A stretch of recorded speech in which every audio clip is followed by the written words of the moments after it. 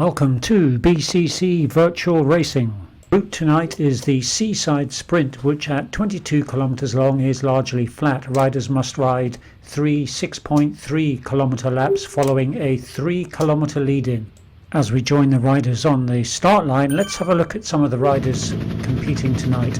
Jury sets a fine example, moving herself up to Category A voluntarily with her best average so far at 3.8 watts per kilo. An example perhaps that Mr. 3.99 watts per kilo could follow in the next race. May and Collier, with one win each against each other, are back tonight to do battle once again. Though I expect the more interesting competition might actually be between Collier and Stoneham. And mentioning Stoneham, both Stonehams are riding tonight, junior and senior. I wonder which one will win. And finally, just before we join the riders before the start, great to see a reappearance from Ketley. And the riders are off with the same rider being left at the start again, as usual. Joining Lancia now as he leaves the start pens and joins the course. This is a route that should suit his strengths, and I expect him to do very well tonight. But of course Blackham can be assured to put up a great challenge. Let's see what happens. Our first look at Jury in Category A, a rider not to be underestimated, and tonight she competes with Lisa. Both riders are roughly the same size and same weight. If she can stay with this bunch, I think she could do very well. Stoneham Jr. remarkably in his second race of the evening, and in this group Davis, Blackham, Lisa, Lancia, O'Brien, and probably one or two I can't spot just for the moment. At 1.3 kilometres into the race, riders are beginning to settle a little. Davis in the bunch in his favourite position for now. At 2 kilometres, Taff and Ketley have already dropped 15-16 seconds behind the leading group, but just behind them, 4 seconds behind Shannon, Campbell, and I would expect them to catch up. In fact, they are just catching right now, with Ketley now just hovering around, or just above I should say. FTP comes back to racing after a few weeks off, should be refreshed and ready to go. It looks as if Campbell is making an attack on this downhill slope of minus 5%. He's certainly pulling slightly ahead of Shannon, Ketley and Taff. In fact, there they are in the background. I'm not sure if this is a tactic that will work for him. He'll certainly pull away here, but I think he's going to get caught up pretty quickly. At the end of this wooden bridge is the start-finish line, which riders will have to pass 3 more times to complete the race. Taff, Ketley and Shannon just crossing the start-finish line now. 4 minutes into the race with Collier at 2.9 kilometres. I can't see May anywhere, but Stoneham is approximately 2 seconds behind him, so this could be an interesting competition between the two of them. In fact, I am mistaken. May is just behind with Stoneham, so he hasn't lost either rider yet. As they enter the cobbled section at 3.3 kilometres, all 3 riders are now together. I don't think this group will stay together too long, but let's see what happens. Further 7 seconds back is Littlewood, whom I expect to do well tonight. And roughly 20 seconds behind him is Tamsin, riding some new equipment tonight, which might just make a difference. Just another quick look at Stoneham and Collier. This group that they were both in is now stretching out up this slight hill in the volcano, and Stoneham has pulled a couple of seconds ahead. I don't think it's anything Collier should worry about just at the moment, but he needs to keep him in check. Ketley, Shannon and Taff in this group chasing down Campbell, who is just ahead. In fact, there he is. In fact, you can see behind, the group has now caught him. I didn't think he'd stay away for too long.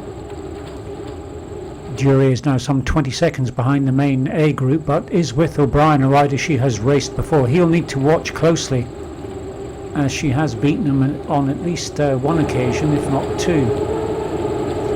At the front of the race, 7.8 kilometres in this group, Lancia, Blackham, Lisa, Davis and Stoneham all riding well together at the moment. Jury and O'Brien now 31 seconds behind. We'll come back to this group a little later on. And here are Jury and O'Brien still together, can't quite see, but one behind each other, just crossing the start-finish line for the second time.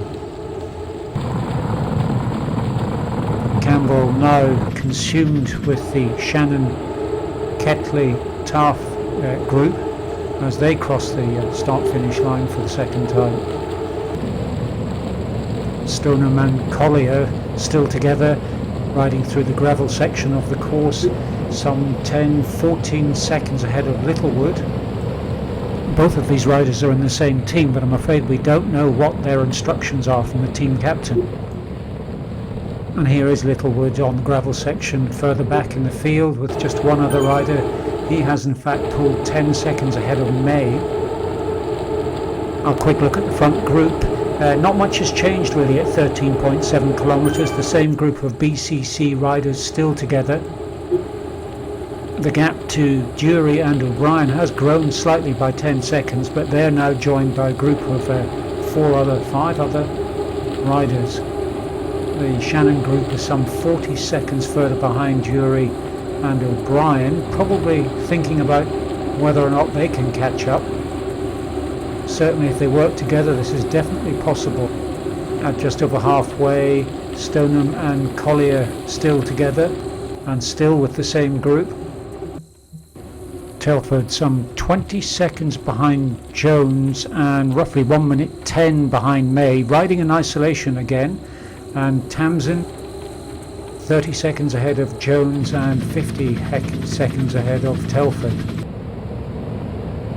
At 16.5 kilometres, 24 minutes into the race, the Shannon group all still together as they ride through the gravel section of the course.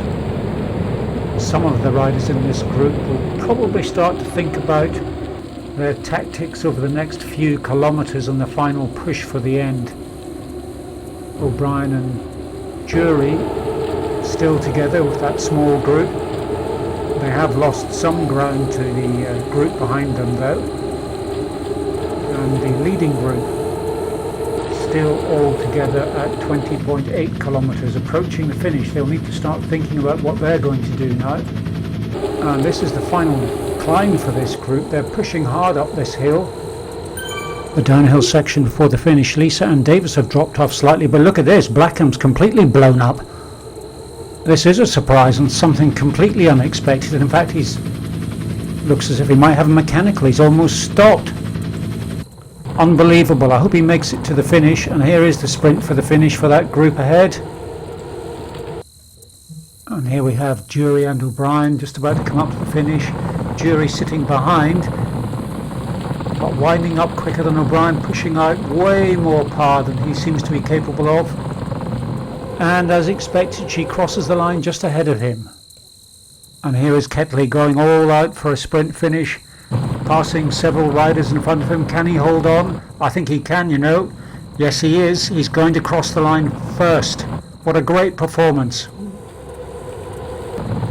And here is Collier pushing for the finish with no sign of Stoneham at all. I don't know whether he's ahead or behind at this stage. I'll try and find out.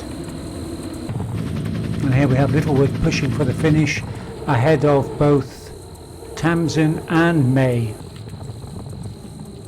And here is May crossing the line in 36.15 and not too far behind him, Telford crossing the line in 37 minutes and 7 seconds. Great night's racing from everyone, and well done to Sam for winning outright. And here are the results for tonight's race. A great win from Lancier in 28 minutes 46 seconds. Clearly the course suited his abilities. Stoneham in second place, perhaps suffering from the impact of 2 races in one day. Davis sneaking in at just under 4 watts again.